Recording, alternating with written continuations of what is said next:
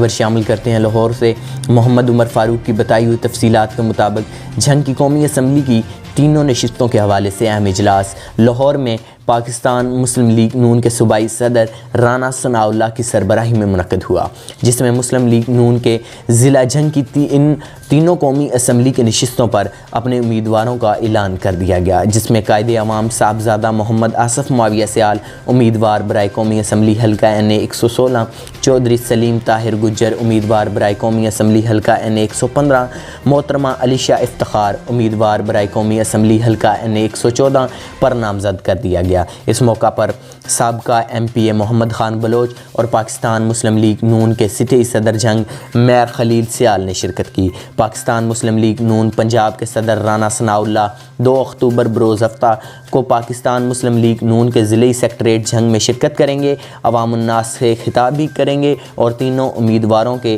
Tickets کا بھی باضابطہ اعلان کریں گے۔